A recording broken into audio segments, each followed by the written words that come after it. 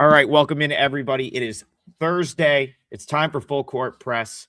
Rob Bino, Thursday, once we get to conference play, is my favorite day of the week because it's all of like the small mid-major leagues that I spend a lot of time following, driving around the country, going to games, and they all sort of play on Thursday now. I think it's a budget type thing. The travel when you're not a Power Five team and you don't have the same amenities, if you will, traveling around as some of the bigger leagues. It tends to be like Thursday, Saturday tends to be make the most sense. Meaning you're gonna play on Thursday, you're gonna stay in the general area, play someone on Saturday. Less nights in the hotel, less strain on the athletic department. That's why we see so many leagues, so many of the mid-major leagues play Thursday, Saturday now. It's a cost-cutting measure. But the nice thing about it is on Saturday they tend to get lost in the shuffle because there's 140 games and everyone's playing. On Thursday, it's almost like they get the stage to themselves. So I want to start with what I consider the feature game. It's still a mid-major league, but off air, Rob, we were kind of talking about the UConn game last night, and Yeah. unfortunately, it killed our parlay. UConn comes back to get it done in overtime, but they fail to cover the number, and it's like almost like there's no one is immune. I kind of joked yesterday. Maybe they win every game by double digits, right? Like I said that I didn't think they were going to lose a league game this year, and it's almost like no one is immune to a dud. And our feature game tonight, Santa Clara Gonzaga. Gonzaga kind of had that the other day, right? Where they very much took for granted the Seattle Redhawks as a 23-24 point favorite and found themselves in a game with Seattle that they ultimately won, just like UConn found a way last night. It's just what good teams do.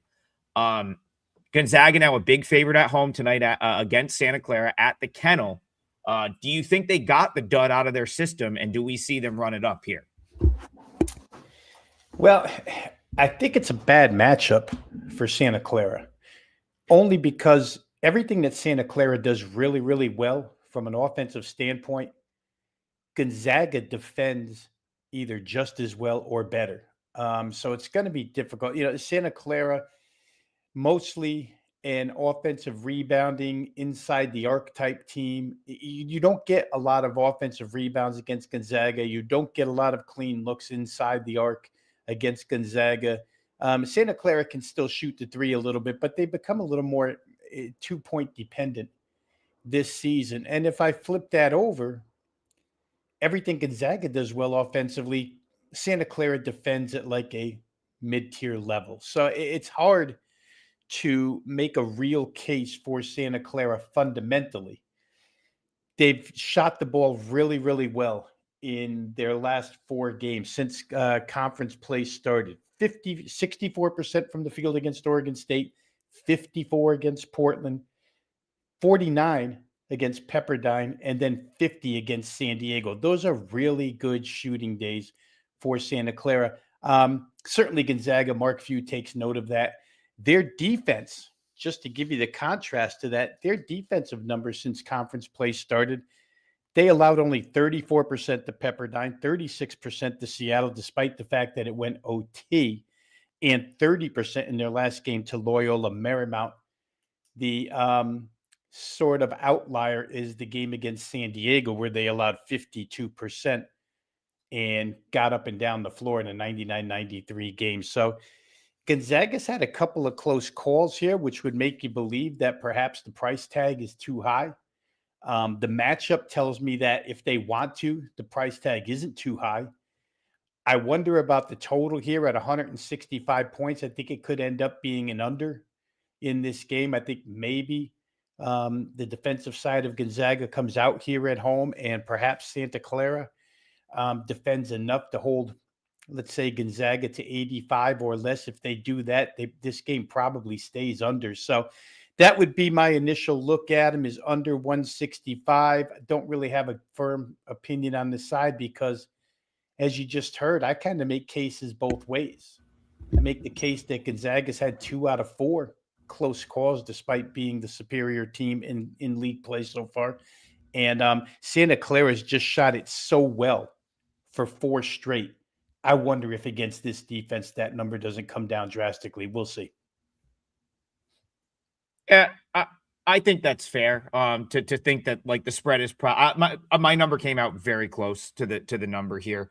I do think that like I think Gonzaga is going to be able to kind of get what they want though in this matchup. So I think Gonzaga has no problem scoring. Now we know that from a full game total perspective, Gonzaga they will wipe teams out on occasion, right? And the game I referenced was the Seattle game was not the most recent game, so that was they had their sort of bounce back from. So you referenced twice in conference play, San Diego. That was concerning to me. Let's put it that way. San Diego scoring 93 points against Gonzaga, but San Diego, what they do well, kind of like they have a lot of one-on-one kind of like shot making scores in that regard. So like, I guess it doesn't surprise me that in a game where they trailed most of the game that they could just kind of hang around and score baskets. But Gonzaga did have their bounce back moment against Loyola Marymount last time out, 82-47 win. So had this game fallen in that Loyola Marymount spot, I'd be far more inclined to lay the 15.5 with Gonzaga. Here, I guess like I do see the merit with like Santa Clara does a lot of things well, but for me, like in this matchup, I think Gonzaga gets to the rim and scores pretty much as they want. So for me, it's going to be, can Santa Clara do what San Diego did, score, hang around to stay within 15.5? Or do they, or if they don't, Gonzaga winning by 20, certainly not out of the question. So I think for me, the slightest of leans toward Gonzaga minus the points, and it's just being at home.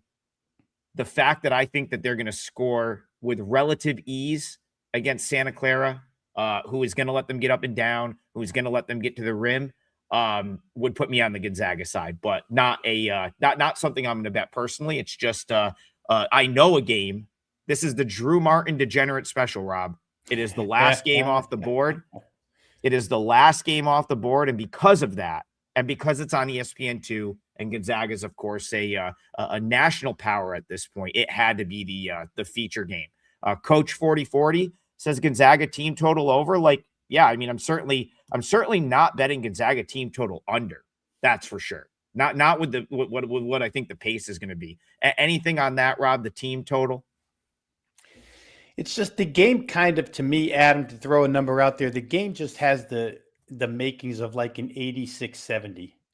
Like they skim by the number, they hold Santa Clara to 70, they get near 90. Here you have to ask them to get over 90, I think, team total. I'll go back and check, but I thought that their team total was maybe 90.5. I'm going to look real fast while we talk. Well, 89.5. There are some 90.5s out there. So basically, by the end of the day, you're probably going to be asking Gonzaga to get to 91. And to me, there's not enough wiggle room there. But I think a full game under, to me, kind of makes the most sense. It is interesting, Adam, real quick here. Gonzaga, 40-point win, 35-point win in conference play. Close call in the other two. So it's one or the other. Either they blow these teams out or they make it close. Styles make games, and everything Santa Clara wants to do on the offensive end, Gonzaga defends really well. So it's going to be, sure. When you come in as a great offensive rebounding team or an elite statistically offensive rebounding team like Santa Clara is, asking them to get second chances against Gonzaga's board work on the defensive side, that's not easy. There could be a lot of one and dones for that side. Yeah, you're right about like you're rarely going to get like value on something like that. A Gonzaga team total over at home. My projection for Gonzaga here 92.1 points. So suggests that it goes over 89.5, but as you said, like it's typically there's not going to be value in a bet like that. And I would agree that's not really enough of a margin to like be like, okay, yeah, that's any value there. But like Rob, like you're saying, like you could with a total like this up where it is in the 160s, like you could theoretically get a Gonzaga team total over and the game could still like stay under, right, without much issue because of how big that number is. That total for the game, definitely suggesting that there's going to be some points by both teams. Speaking of totals, Rob, here's an interesting one. This is I guess something that we should point out. Garth, appreciate the donation. He wants to go Summit League totals, which I know that you've messed around with in the past. Rob, Denver, South Dakota State. Denver is 13-0 to the over this season. Summit League totals. I know you've played around with these. Have you gotten involved at all during conference play now that we're back in conference play? And what do you have for Garth on this total right here? Well, I certainly kicked myself last night for being on, at least for clientele, the South Dakota game over. Went way over the total. South Dakota is another one of those that gets up and over. But the Denver run, it was Denver and American U for quite a while. The surprise teams just going over every single game. American U last night, I think, came in under the total. And they've come in under the total a couple of times now. But Denver just continues to go up and over. So it's hard to say that they would play an under here. I'm not sure. Here's the thing about the Summit League. I'm not real sure odds makers catch up as quick in this particular league. Like I say, last night, and maybe not the market either, Adam, not even the sharps got to that South Dakota game over. That number just got to a place, sat there. Nobody wanted to bet over. And then the game goes like 30 points over. So that's kind of what you're dealing with here with Denver. So to Garth's point, until this freight train either gets priced out of range or they stop showing you the ability to score and not defend, I think you continue to play it over. Now, South Dakota State, for what it's worth, it's not the same team. Obviously, under new leadership here, different player personnel. I don't know that they're as good at, recent South Dakota State teams. Let's go back a decade, always good perimeter shooting, high scoring teams. Not so sure South Dakota State is that this year. However, the Denver defense allows so much that you can become that on a single night. So matchups here suggest you probably want to play over. I haven't yet, but have taken notice of that Denver market trend. And I would say to Garth that I still don't think that the odds makers have correctly compensated for what Denver's doing right now. And it's probably because not a lot of people go to the window with Summit League totals. That's probably the reason. No reason to adjust if nobody's going to bet it. Well, no one's going to bet it because this is one of the toughest leagues to watch. It's like not on ESPN Plus. You have to have like the Summit login. I think I can't even remember if it's paywalled. It might be. I know I just like subscribe. I think they actually charge. Listen, I guess everyone charges to an extent, right? Because if you're on ESPN Plus, then you have to pay a subscription for it. But yeah, I think that hurts the Summit. Like at least listen, Rob, when you have to go over to NEC front row, at least it's free. You're just pulling the website up. I've always found Summit being like one of the tougher ones to watch. Of course, we'll get to Flow Sports in just a minute, but that may be the Coastal may have the worst deal of any of them. But yeah, I agree with you. I don't think the Summit gets even the as much recreational better love than some of the other leagues. And so, yeah, one thing I will say that I don't think is really gone unnoticed is Denver from like the side perspective. They've had some really nice results this year. And that number certainly suggests that the odds makers are aware that Denver can play. I had it. Are we still 7.5? My screen is frozen for whatever reason. Probably because I'm back in New York and it's cold again. I'm back in the cold. Yeah, all 7.5s all the way across the board. And we should have mentioned this right off the top for Garth. That game total has been hit dramatically hard to the under. Oh, yeah. Opened 168. And as you and I are talking, the screen's just flashing all over the place, all the way down to 161. And in some places, 160.5. So you got a 7.5 point move to the under in some places. And I think it's part of what I mentioned when I was talking about this game is that South Dakota is just not the same. You can't rely on them to score the way you used to be able to rely on them. That could change over the course of conference season. And like I said, first-year head coach, who knows? But they're not the same high-flying team that they used to be. So maybe this one got it to, obviously it did to some groups out there. This one got out of range at 168, and they're trying to, correct the market, so to speak. Listen, Garth, I'm always going to be pro playback in an 8-point move. So it's like if you like the over and you liked it at 163.5, and it's down to 160, like I'm always going to be like, yeah, I mean, that's the only way you could play it at this point, and it's probably steamed too far.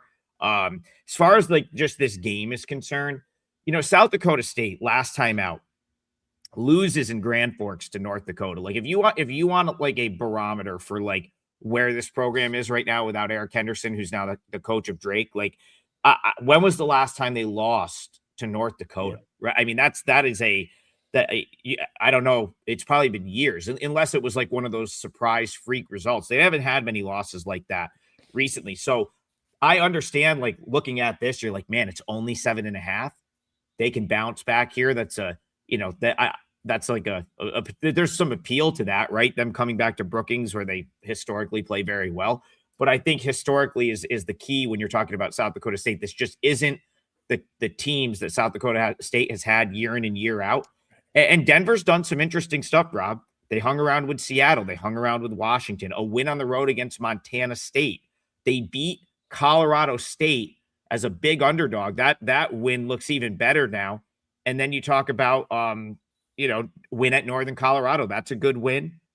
Hung around with Tulsa. That's a good result because Tulsa's now become a team that, it looks like they could contend in their league.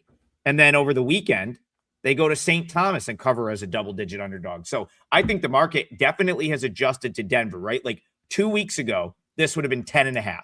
Okay. Denver has put some really good results together as an underdog. Now it's 7.5. But Rob, I think the odds makers kind of nailed the side here. I just don't think there's enough value. I think if you were going to give me 10.5 here with Denver again, I'd be all over Denver, but it's just not enough points. Though I wouldn't be surprised if Denver gave South Dakota State a game because I just don't really care for this South Dakota State team. Yeah, a couple of interesting things there, Adam. It's probably a double adjustment. I think the power rating on South Dakota State has come way down. The Denver power rating goes up. That's why we get what we have today, 7.5. And Denver, all the games you mentioned, and every game they've played this year, they've hung around and won games playing zero defense. It's all on the offensive end. It's just score. And they're showing right now that they're good enough to score in any instance, road versus team that's better than them, as a road dog at home, no matter where it is. They've been able to do good stuff offensive team total wise.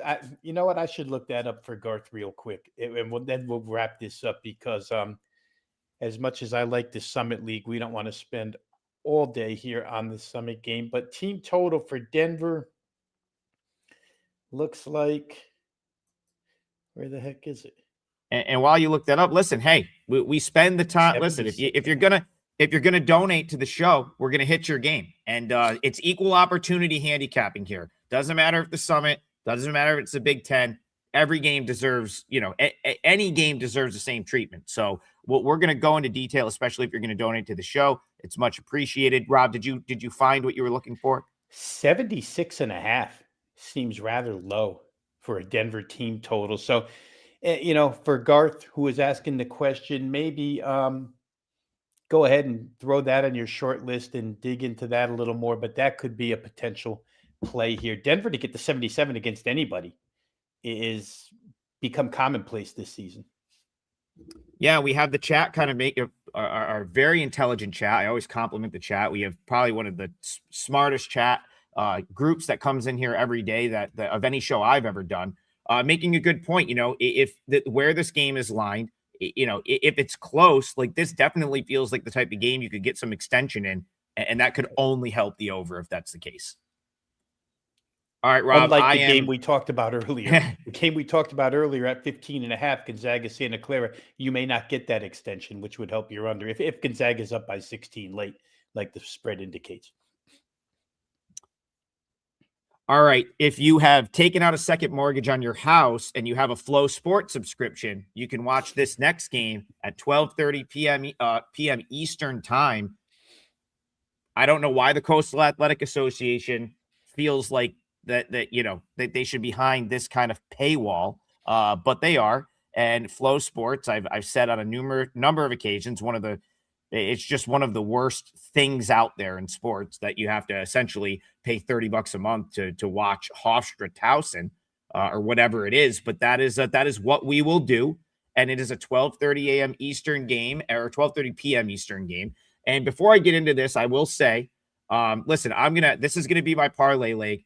I'm going to give out another client play. So before I do that, I got to promote the combo package for myself and Rob. Because if you guys don't start to buy the combo package for myself and Rob, I'm not going to give out the occasional client play on the show anymore, as I did yesterday with St. Louis cashing at +2.5, and I did the day before with Syracuse. So go show us some love. Grab that incredibly discounted combo 3-day, which gets you all of my plays, all of Rob's plays, and I will keep coming on here and giving you the occasional client play on the show. Rob, I'm willing to do it today for 3 reasons, okay? 2 reasons. One, it's a loaded board today, and I know I'm going to have quite a few plays, so I don't mind giving the early one for free. 2, my guy, so it was only going to be a 3% play, and I'm usually more inclined to just give those out, whatever. But my guy Bayou Bets texted me this morning, and he said Towson is doing $1 beers for an 11:30 a.m. game. That's gotta be a 4%er.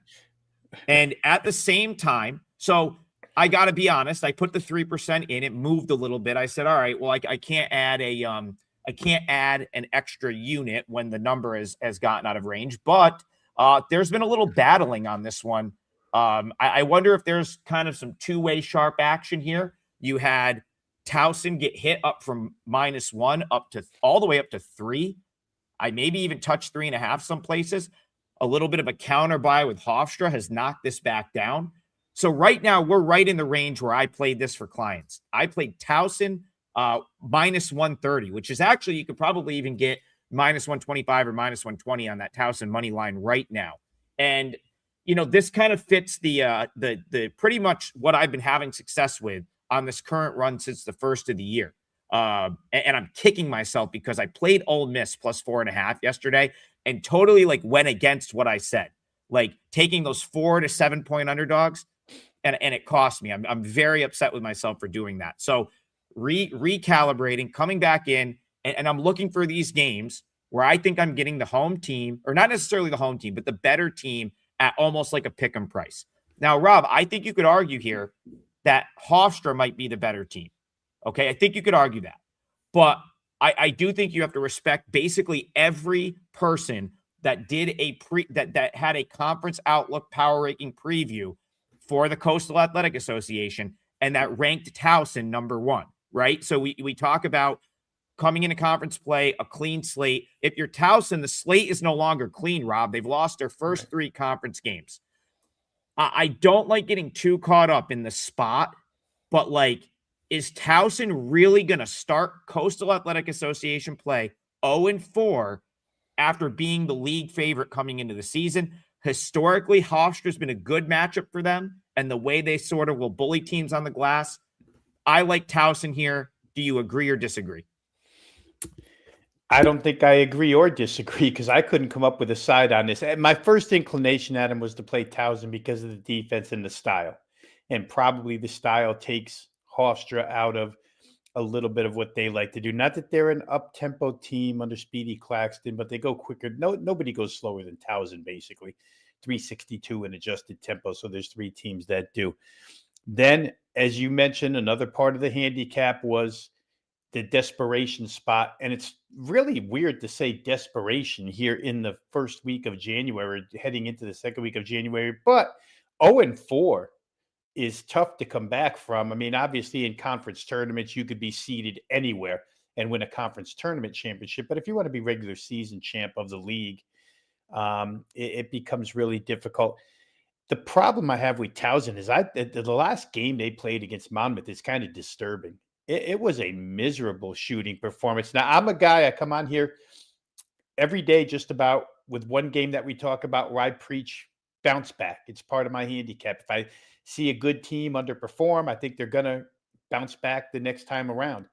You could get that out of Towson here. But the other part of me says Hofstra may just be good enough to win a game straight up. So I had conflicting thoughts on the game, Adam. The total for me, I would probably lean toward the under. I know it's a low number, 133.5, but I think if Towson is focused and motivated to put up their first conference win, especially at home, and especially in this time slot where you might get a, lackluster first half before second half kicks in, I would think maybe under is a look that I would have, but I didn't play the game. And 4%, I heard you mention, is that the alcohol level of the beer that's going to be sold there for $1? Or are we going 13% IPAs and get everybody loaded at 12:30? Yeah, I mean, I don't know what the IPA scene is like really in Maryland. I'll tell you what, if this game was at like Rhode Island or Brown, you'd have those like Narragansett like 7%ers. I think the Rhody Ram IPA is quite high in alcohol content. Brown had a good one too. There's another brewery right there, but yeah, who knows? I mean, who knows how many people are even going to be there to drink them? That's what I want to know. Is it dollar beers because like no one's going to be at the game? Here's my thing for this for Towson. Okay, they Tyler Tejada and Dylan Williamson just straight up have to play better. Like those two, the fact that Towson has those two back and they're still having all of these offensive issues is kind of mind-boggling. Like no one can make a shot on this Towson team, but those two should be able to score. Like those are like on paper should be two of the better players in this league. Especially Tejada, who, is still he's still going to shoot 43% from the field, 16.5 points per game. Like those two just have to get it going offensively. And then all of a sudden, like Towson's offensive problems are probably somewhat solved, right? Like because they just don't have any shot makers. But if you can get your two sort of go-to scorers going who have not really been going in conference play so far, you're going to be okay. Now, the reason that this matchup has been good for Towson in past years is because Hofstra heavily relies on shooting the ball. But they're very good at it. They've got some really good shooters, but going on the road and shooting the ball is something we talk about on the show all the time. Like if you are a jump shooting team and then you go on the road, typically that's where you're going to be vulnerable, right? Like it's just common sense. You're in a gym that you're not totally used to, and now you're trying to put it in from 18 feet away. So, when you're 2 feet away from the basket, it doesn't really matter where you are. It's like you're finishing around the rim. Towson, the other area that they have an edge here against Hofstra, and they have in years past, is just tremendous defensive rebounding. Like that's the one thing Towson's a really good rebounding team. They're going to clean up in that department. They're going to defend. So Rob, I am sort of just going with the spot play. Towson cannot start 0-4 in this league. I mean, I can't even wrap my head around that being impossible. That the Towson Tigers, many people's preseason favorite to win the Coastal, are going to be 0-4. I don't think they're going to be. I think they're going to find a way to get it done. They've won ugly games against Hofstra in the past. I think they win an ugly one here. This will be my leg of the parlay. Towson money line. I think we could probably call it -125 at this point. Again, I don't put any stock into like there's back and forth money here. It's been Towson money followed by Hofstra money, followed by Towson money, followed by Hofstra money. So any money line that you can get on Towson is good. I don't think the line matters as long as you just need Towson to win.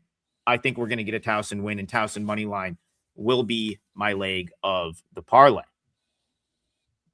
Okay. There was no dollar beers in any of the games I was at this past weekend. I did try 2 very good blonde IPAs. Both North Texas and Louisville had one. I kind of stopped drinking beers years ago, but like, listen, Rob, you slap a logo on something, I'm going to get it. It's just that simple. Like I think I made it through like 3 sips of each of those beers, but If it's got a logo on it, I need a picture with it. And that's just, I've said this many a time. If you're marketing like 101, if you don't have a beer at your arena with a team logo on it, you are just straight up missing out. Anyone is going to buy that, even if they don't even want to drink it just to have the can. Bayou Bets, it wasn't an IPA at Toledo. That was really good. That was actually a vodka lemonade, blueberry lemonade. Brian Power and I, mostly Brian Power because I was behind the wheel. Mostly Brian Power had a few of those. Actually, by the Michigan State game, Brian Power is pretty hammered. But we moved on to the Sparty lager, and we got after it. But those were really good. Toledo Rockets Blueberry IPA. All right, back to games. Let's go back to the chat here. Let's see. Man, there's a lot of good ones. There's a lot of there's so many. All right, Joey Cheat. I promised him we'd talk about this game. And he also was like, Trig, I need you to wear your Northeastern gear on the show. And I said, Joe, they didn't have. See, this is another pet peeve of mine, Rob. If you can't make it to the bookstore hours are not very good. So if I'm showing up at the game an hour before, I need you to have a decent selection of merch inside your arena. Like if you have 2 t-shirts that are screen printed, it's got to be legit or I'm not going to get it. So that's what happened at Northeastern. Now, Rob, their building was built in 1910. They no longer play there anymore. They are now somewhere on campus. I think it's at Joey Cheese said this building is smaller than my high school gym. And that's where this game is going to be tonight. So Wilmington's heading up north to Boston to take on Northeastern in their temporary home. They closed Matthews Arena for good a couple of weeks ago. And Northeastern's going to play out the season in whatever facility that they're playing in on campus. Tonight, 14-2 Wilmington comes to town. Do you have a lean in this one? Another Coastal Athletic Association game, Wilmington, Northeastern. Yeah, I'm not playing against Wilmington. I don't care where if it's in my backyard, I'm not playing against Wilmington right now. Certainly, they've shown to be the class early on in this league. I do find some interest, Adam, in the fact that they had played a 49-45 game prior, which is generally right up my alley. You've got a good team out there that scored less than 50 points. My inclination is always, let's bet that team total over next time out. That number tonight is 76.5. Been bet up from 74.5. Still a possibility I could play it. Northeastern, not quite good enough defensively to maybe keep this team from approaching 77. So I don't know that Northeastern tempo or defense could prevent them from doing that in this game. What could prevent them is from getting there is bad shooting, but I think that the bad shooting might be out of their system after the game against Hampton. In that particular game, 3 of 16 from 3 for NC Wilmington, 18.8%. Have to believe that comes up to around 30 here. If it does, they probably approach this one. Haven't quite finished all the work I want to do on that game, but I'm telling you, I'm leaning somewhat toward Wilmington getting over this team total. Because they're that good. B, because Northeastern doesn't do the things necessary to stop them from being good offensively. And C, because they just didn't perform well offensively in their last game. So there could be some dead spots in the floor. This could be like the Boston Garden where Wilmington dribbles it and the ball doesn't come back to them and they're not aware where these spots are. But I think that they're probably ticketed for 77 here. Yeah, well, Cheese, of course you have Flow Sport. You told me before the show that you love Northeastern tonight. It might be a huge play for you. So I would hope you have Flow to and he's a Northeast guy. He's a Northeast guy. Joey Cheese, like me, is all over these smaller Northeast conferences. Not that Northeastern's in a Northeast conference anymore. Of course, the Coastal, pretty much the name change was, I guess to represent the fact that it goes from Boston to Wilmington at this point in that league. Some injury news here. So Xander Alare is done for the year. He's been out the last couple of games, so I don't really think that matters to the number that much for Northeastern, but This was announced on the website. So here's a good example of a team that is like, listen, LA Pratt has been out for since the beginning of the year. I still think Northeastern gets maybe a little bit too discounted on the number for injuries because they've had injuries all year. So it's like that can't be part of your handicap. Guys are banged up. They've had injuries. They've had a lot of these injuries and a lot of these guys out all year. Rob, you said, the shooting woes for Wilmington. I mean, I don't know. Have they gotten out of their system? Because I'll tell you what, I took Wilmington in a home game against Howard back on December 20th. They lost the game as a 15-point favorite to the Bison. And that was really the first game that I felt like they just didn't. They could not buy one. And they ended up losing that game 67-66. They didn't shoot the ball particularly well against NCAA, pulled away at the end there. Didn't shoot the ball well against Drexel. They end up winning that game by 12, but it was certainly not that they kind of pulled away at the end.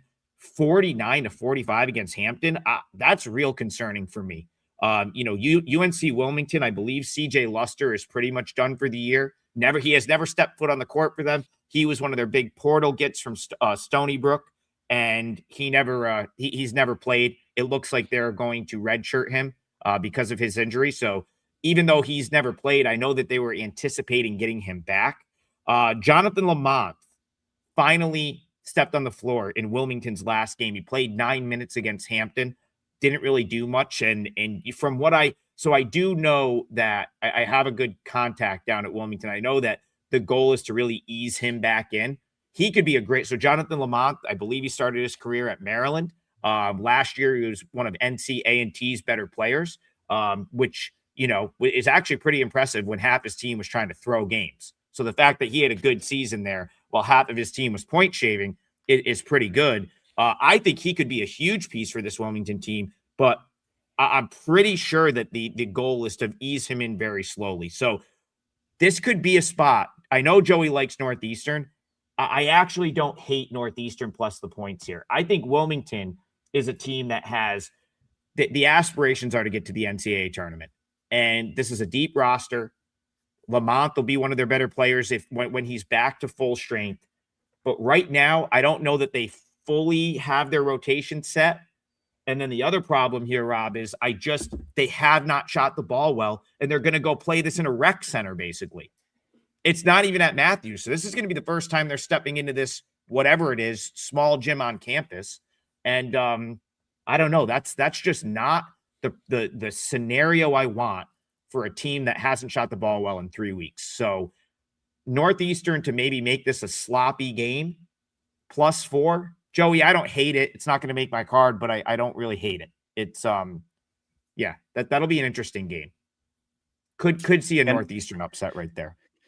I think real quick we should point out, Adam, that early market move on this game where total is concerned, right?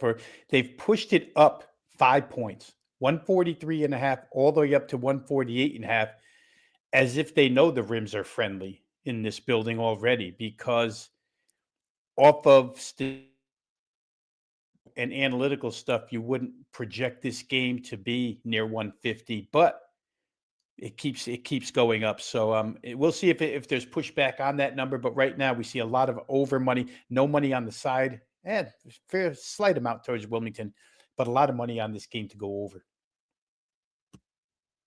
Fixer says, just got in. Did we discuss the early game? Yes, we did. So you can scroll back. If you don't want to hear me yap about it, just hang on till the end of the show, because I use that in the parlay and it will be recapped in the parlay. If you do want to hear the breakdown, as always, WagerTalk YouTube channel. This show is also on demand. Like and subscribe while you're over there. Drop a comment. It all helps. And you can watch it on demand at any time with timestamps eventually. That is not in my skill set yet, Rob, to timestamp the show in real time. Though we have people that ask every day. So the timestamps will be in there, I promise, eventually, like a little bit after the show is done. And one of the things that will be timestamped will be the Hofstra-Towson breakdown. But that's a 12:30 game, remember? So, just rewind. It was like the third game we talked about. And while you're over on the WagerTalk YouTube channel, please like and subscribe. Garth is back. He wants to know about this team total, and I'm cool with talking about this game because it's Rob, Louisiana Monroe, for whatever reason, pops up on their value for me every time they play. I guess I haven't quite figured out why my numbers so far off the market on Monroe, but they've actually haven't been, and again, I'm going off of memory here, at least for the last 3-4 weeks.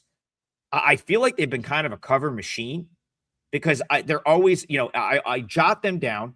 Admittedly, I haven't watched much Louisiana Monroe basketball. It's not a team that's in my wheelhouse, but my number always likes them. And they seem to cover. Like if I'm just going over the last couple weeks, they cover against Miami, covered a big number against South Alabama, took them to overtime, covered against Kansas State. I believe they covered against Texas State last time out as a 9.5-point dog. And the game against Southern Miss, I think they hung around for a while, maybe just failed to get inside the number in that one.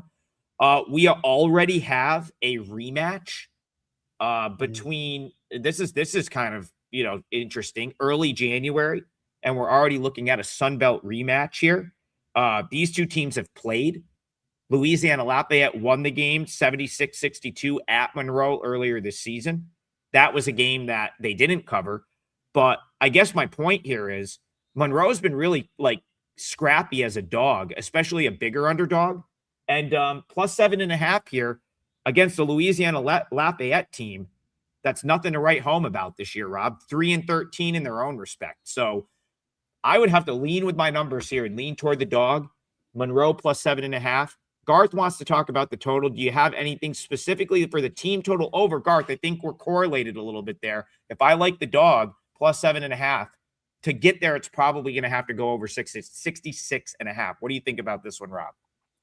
Yeah, and I think to Garth's point, listen, first things first, it's a stark contrast, right? Raging Cajuns want to just play at a snail's pace, one of the slowest in the country. Monroe has picked up the tempo this year to the point where you could almost call them extreme.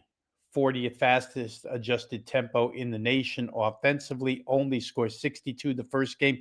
How about this? They only made 15 shots total from the field in that first game and still got themselves to 62 points. To me, that's kind of intriguing when you get the 62 points, only making 15 shots, and here your team total is only 65.5, and you play with extreme pace.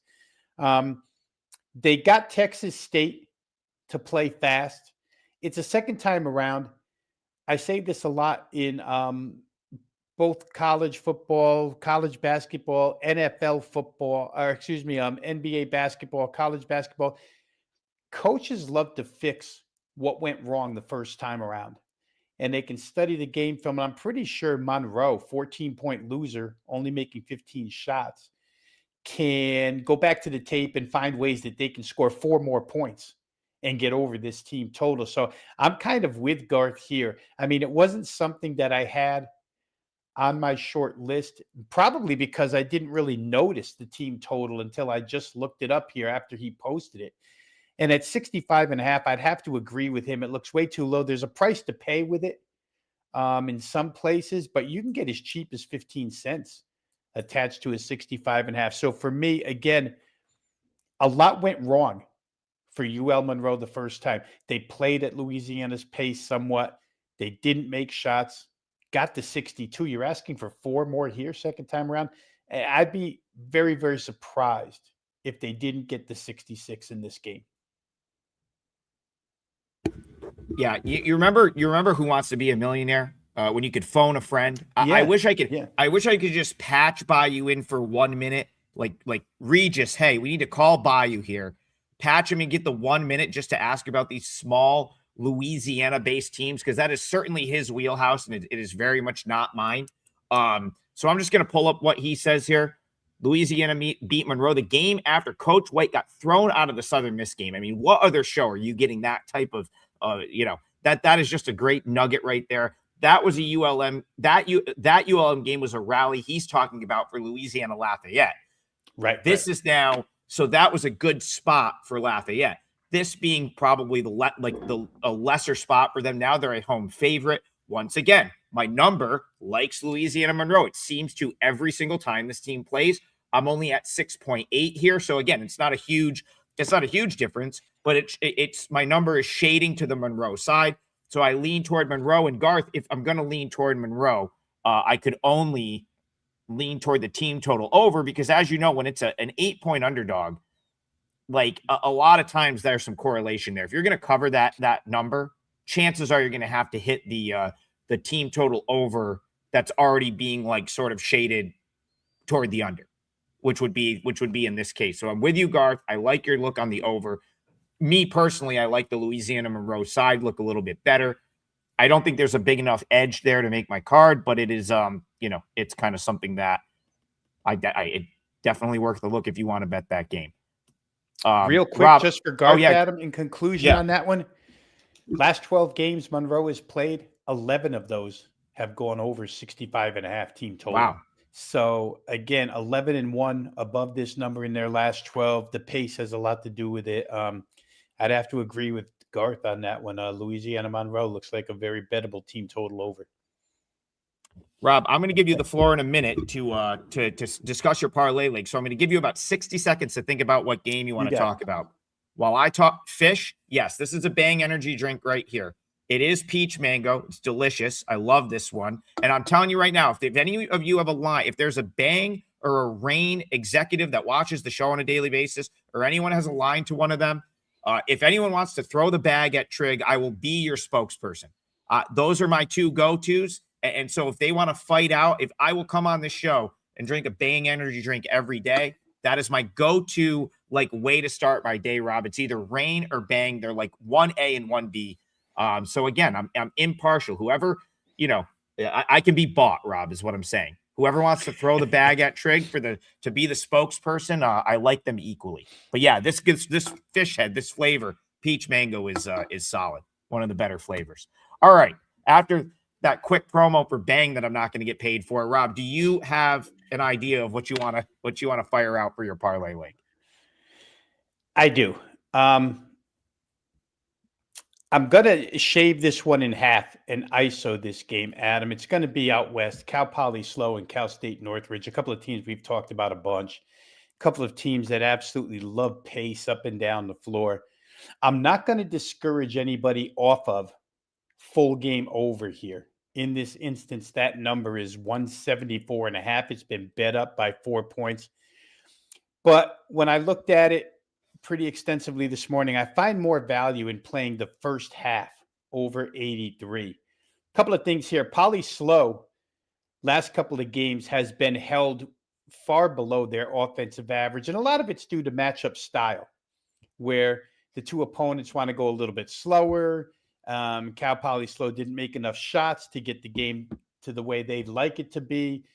But here, Northridge is going to allow them to do what they want to do, which is get up and down. You just think back to the UCLA game. I remember Sky Clark saying that the first half of that game, they had no expectation of Cal Poly Slow coming out and running and banging threes the way that they did to them. And then Mick Cronin's team had to put somewhat of a stop to it, not a total stop, but enough to get them margin. They can score. They go fast. Northridge can score more. They go faster. And Northridge was actually held by Santa Barbara, which again, when you play Santa Barbara, you're going to be in a more methodical pace.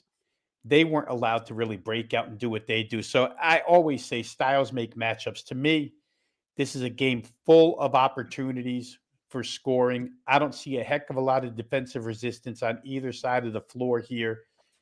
Obviously, money agrees with full game total. And again, I'm not going to argue anybody off of it, but 83 to me just seems like this should be a game where, you find at least a 44-40 halftime score is what you need to get over the number here. And I don't see any reason why that wouldn't happen unless somebody comes out ice cold. But again, just to use one of my handicapping elements, which is bounce back. It's a nice bounce back game for Poly Slow to be able to just break out and do what they want to do. And the same for Northridge. So to me, Adam, makes for a great high scoring game.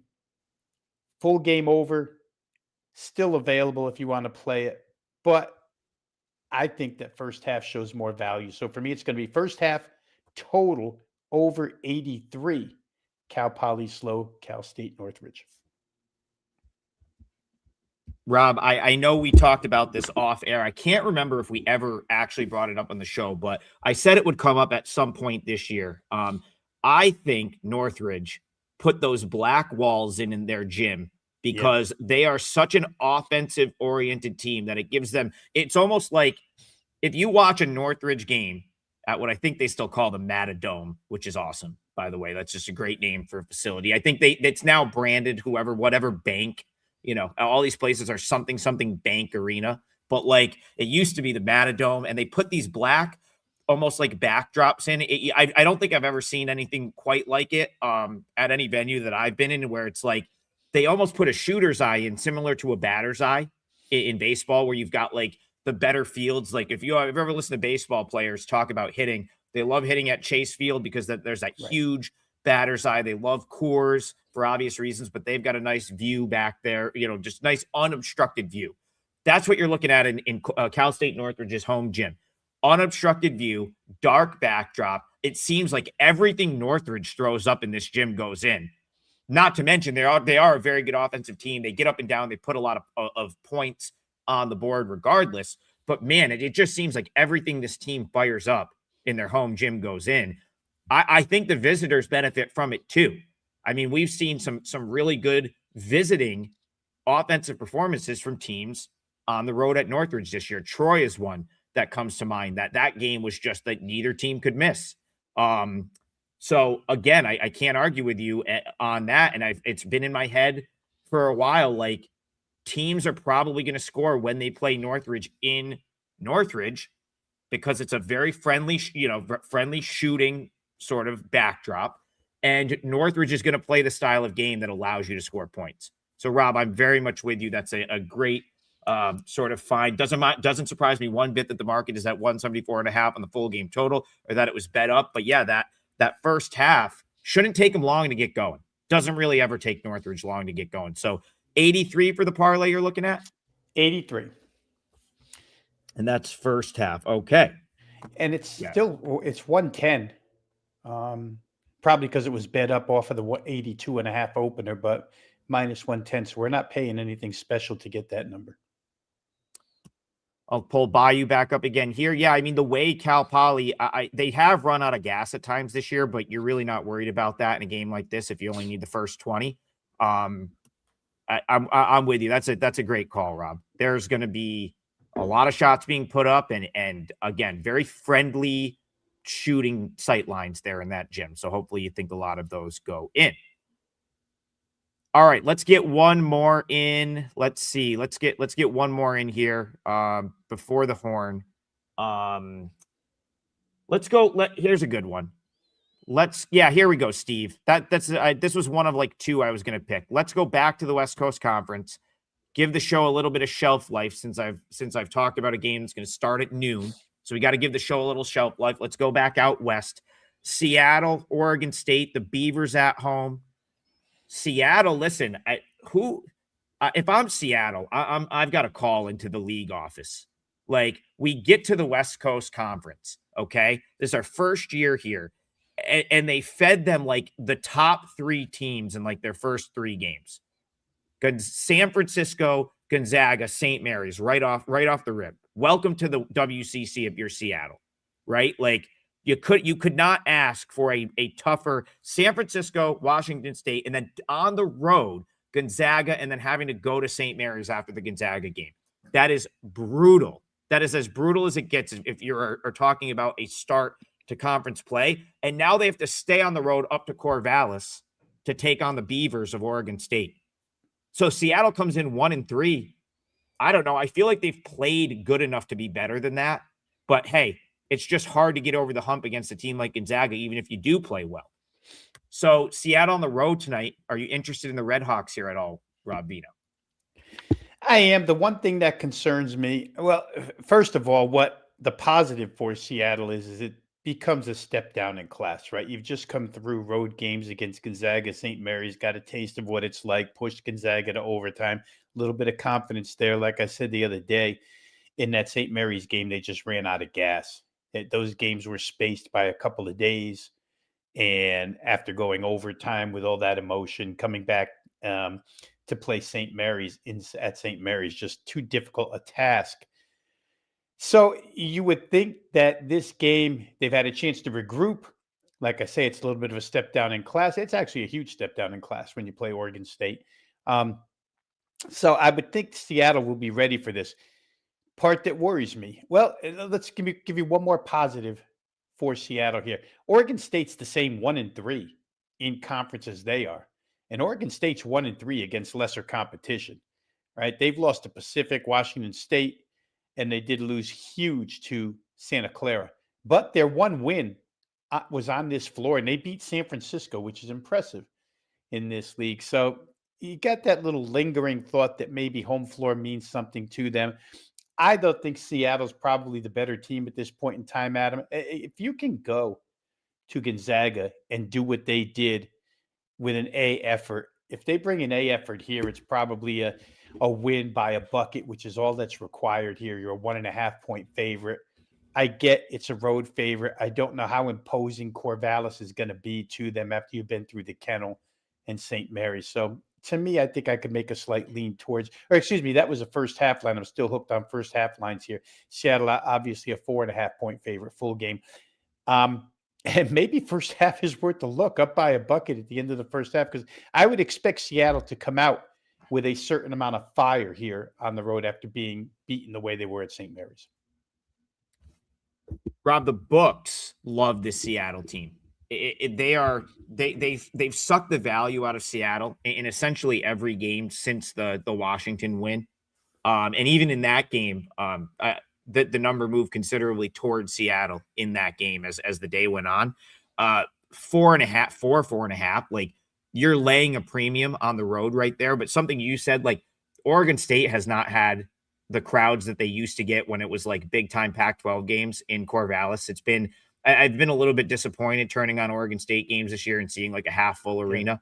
So there hasn't been a ton of juice in that building, not like there used to be, in my opinion. And, something I noticed with this matchup that I think is very favorable to Seattle. So I complimented on a couple of occasions their bigs from an offensive standpoint, very creative offensive bigs. They're big, like they have the size, they can finish, but what they haven't really been able to do is rebound. Like, some of the stuff on the defensive end of the floor hasn't been quite as good.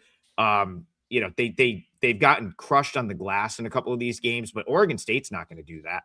Oregon State's one of the worst rebounding teams in the country. They play a lot of zone. Wayne Tinkle almost plays all zone, and Seattle can shoot it. So, you're talking about Seattle, top 100 3-point shooting team. They have offensive bigs with skill, meaning that they can probably work the ball into a zone, and their bigs may be able to finish in, against the zone. So I like the matchup for Seattle, but man, they are asking you to pay a premium with this team on the road. If I could have gotten like a cheap money line or Seattle -2, -2.5, I would be all over this. At 4.5, I just feel like that's right in that range where they could win a close game. It's just a much tougher number to cover. So Rob, I'm going to piggyback what you said about the first half. I think the way you play this game is Seattle first half. If it loses, be ready to come over the top with your Seattle second half bet. And then you kind of take that 4.5 out of the equation. BD in the chats, the Seattle -1.5 first half is a stronger play. Yeah, I suppose if it's available, for sure. Maybe the money line being cheap enough in the first half and you do the same thing, but I would, or maybe this is late enough in the day where you can find something to money line parlay into Seattle. All of those things are options. That 4.5, man, I feel like the books sort of nailed the number there. They're really forcing you to pay a premium to back Seattle. All right, we are at the end of the show. Time to recap the parlay. 4% play for me goes early today, so you're gonna know my mood by about 2:30 p.m. Eastern for the day. I've got Towson on the money line. It is a 12:30 p.m. Eastern start, a 4% play for clients. So you're getting it here for free on the show. Please check out the package that Rob and I have available right now. It's all of our plays for 3 days, both of us in college basketball, full analysis, just like you get on the show. You'll get in those plays, and you won't have to hear me talk about it. You just get to read it. I think that's a huge plus. I've said it the last couple of days. Towson money line for me, then go do something for 8 to 10 hours, and then come back at 10 p.m. tonight for Rob Bino, Cal Northridge, Cal Poly, first half over 82. Over 82, 83. Sorry. So that's our two-teamer for today. Towson, call it minus 120. The parlay is going to be plus 250. I'm going to put it's going to allow for a little bit of a juice on that Towson money line. You're going to have Towson money line, Cal Northridge, Cal Poly, first half over 83. That's the two-teamer for today. We need one this week. We haven't hit one yet this week. I'm feeling good about today's. And we'll see you back here to close out the week tomorrow morning, 10 a.m. More full court press. Have a great day, everyone. Go grab that 3-day package for us. We'll see you guys tomorrow.